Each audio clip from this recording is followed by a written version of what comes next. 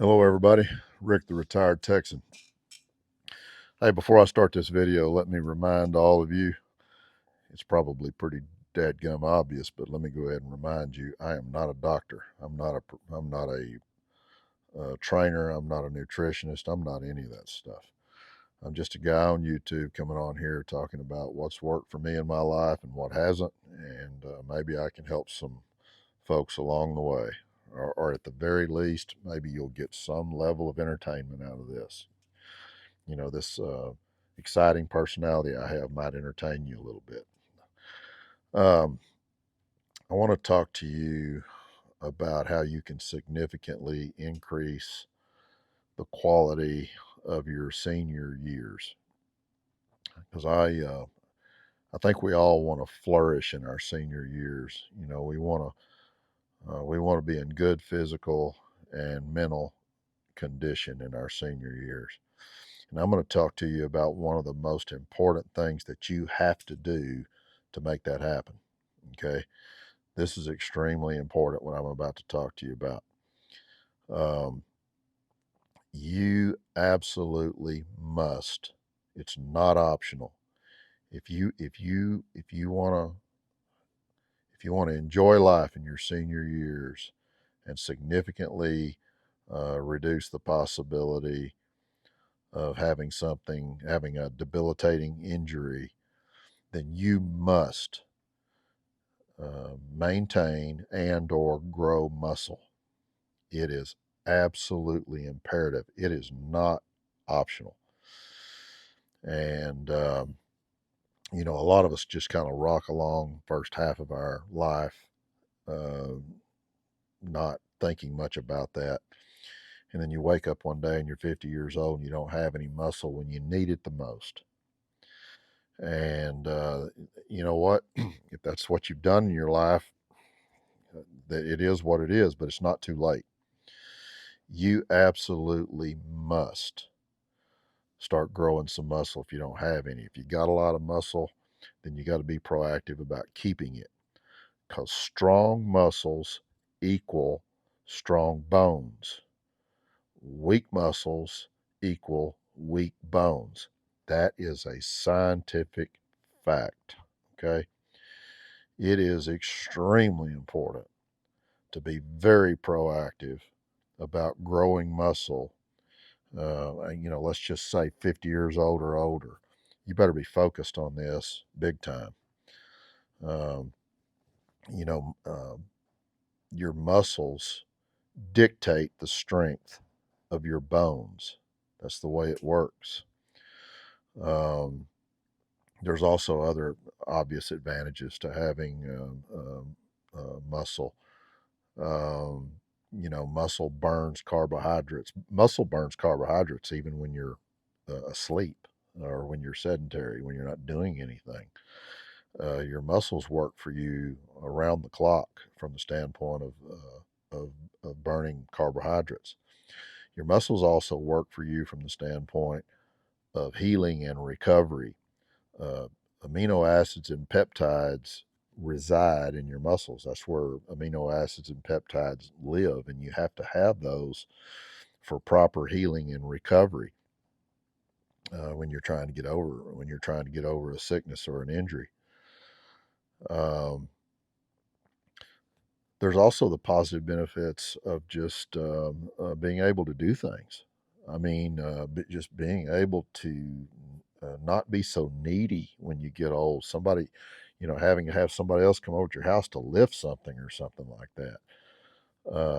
Just the obvious benefits of having some strength and some muscle, aside from the health aspects of it. But let me tell you something, folks. If you have a bad bone break once you get older, a bad bone break, for example, a hip, can set off a cascade of things happening in your body um, that could start to end your life potentially. Um, so I cannot stress to you how important it is to have muscle at this point in your life. It's extremely important. I mean, I hope this is resonating with you, and because I know you heard this from other people before, and um, maybe hearing it from just some old guy like me will really make it resonate with you. Um, it Having muscle is very positive from the standpoint of blood sugar regulation. It helps you avoid insulin resistance. Um, there's just a laundry list of very positive things that come from having muscle. Not to mention the fact you just look better. You look better in your clothes. You look better with no clothes. um, um, so it's a no brainer. It's a no brainer, but it may be something you don't think about that you need to be thinking about. Um, I I want to talk to you about how to do it though, because a lot of folks just don't know how to grow muscle.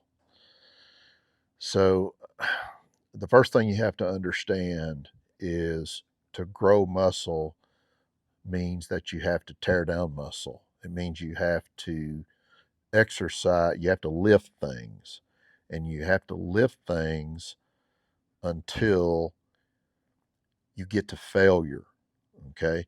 You have to put pressure on your muscle until your muscle fails. That's how you grow muscle. A lot of folks, believe it or not, a lot of folks out there been so busy in their life they just haven't thought about this kind of stuff, and they don't know how it works. But in order to grow muscle, you have to create little micro tears in your muscle, and you do that by lifting things until your muscle gets to failure. In other words, you lift until you can't lift anymore, until you absolutely cannot lift anymore. That's what it means. That's what taking your muscles to failure means. And what that does is it causes little micro tears in your muscle. And then when you rest, those micro tears heal. And then when they heal, it makes your muscle bigger and stronger. When your muscles get bigger and stronger, your bones get bigger and your bones get stronger. It's a cascade effect in your body. Strong muscles create strong bones. They work together. You want more bone strength? Then you start building muscle. It will happen for you, I promise you. Um, so, let me tell you a little backstory here, real quick, and what got me really focused on all this in a big way. I've always kind of worked off on and off in my life, or worked out on and off in my life, and I'd get real serious about it for a little while, and then I'd stop for a year, and then I'd think about it again later on. I really wasn't uh, real religious about it like I should have been. About 3 years ago, um, I was here at the house riding dirt bikes with my grandkids, and I wanted to show them that I could do things that they could do. And I fell off that thing and pretty severely broke my tibia in my left leg. Laid in the hospital for 2 weeks and got plates and screws and all that kind of stuff put in my leg, and that really got me to thinking about all this stuff. And I've got kind of an OCD analytical type personality, and so I dug into this topic really deep. And thank goodness that I did, because I really educated myself on how important all this is, and that's why I'm trying to convey it to you, because I want you to have the best possible retired life or senior life. I want you to have the best you can possibly have, and I'm hoping I can be a good influence where all that's concerned. I have more muscle now than I did when I was 40 years old, believe it or not, because I get up every day and I work out and I take my muscles to failure every day, and I'm growing muscle because of it. Um, Now, what you have to do is a combination of sets and reps. Um, so a rep is every time you lift something, okay? And every time you're lifting until you get to failure, that's considered a set of reps, okay? So what I do is, and all the workout gurus and everything will be able to tell you how to do all this a lot better than me, but I'm just going to tell you what I do. I work my upper body one day, so I'll work my arms and chest one day, and then the next day focus on the abdominal area, and then the next day focus on legs, and then take a day off and start all over again. You need to work the front of your arm. You know, you need to work the front of your arm, the back of your arm, chest, shoulders, and and whatever kind of exercise you're doing, take yourself to absolute failure. You cannot do another rep. And when you get to that point, you take a break for a couple of minutes, and then you start those reps all over again, and you do another set of reps. And for each muscle group that you're working on, I would say do at least 4 sets of reps. Okay. Um, that's what I do, and I've been able to grow quite a bit of muscle. And my wife's doing it. I've been doing it about 3 years, and my wife, or 2.5 years, and my wife has been doing it since we retired for about a year, and she's really uh, changing the shape of her body doing this as well.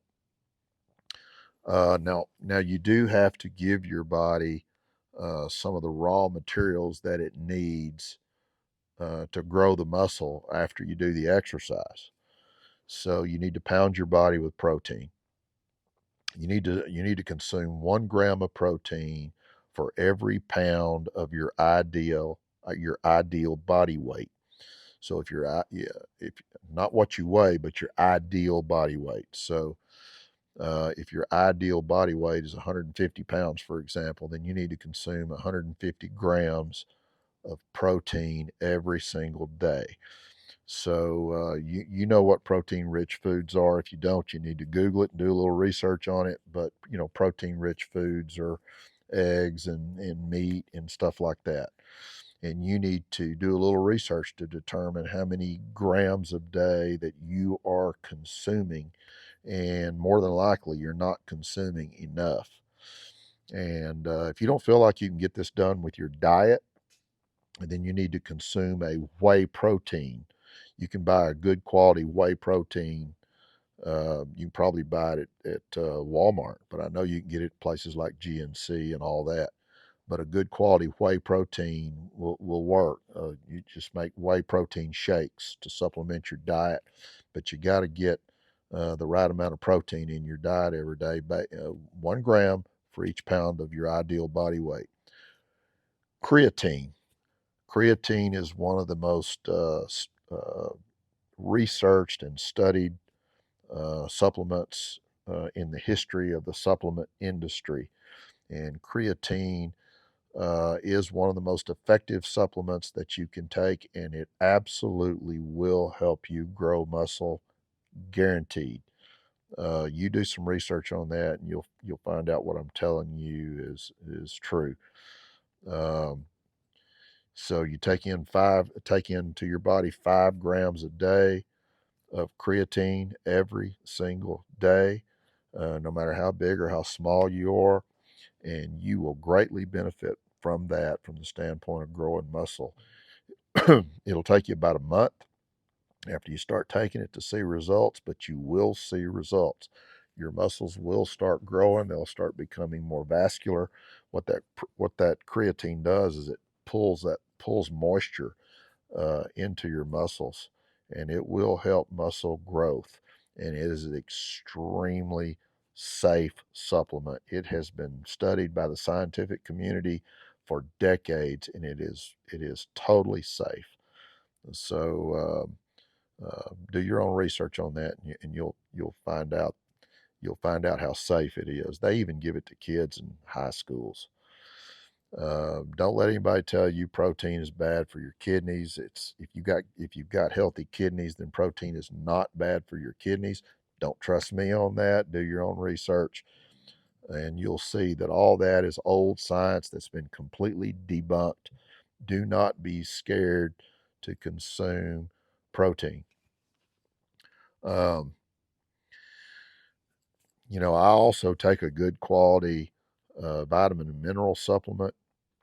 You need to take a good quality one though. Don't buy some cheap crap. Buy some nutraceutical grade uh, vitamin and mineral supplement. I buy from Thorne, Thorne. They have a very strong reputation for quality and bioavailability, very absorbable.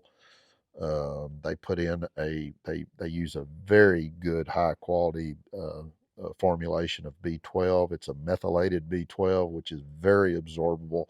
That cyanocobalamin B12 and all that crap that they put in cheap vitamins, you can't even absorb it, so you're just wasting your money. Thorne also uses a very high quality of folate.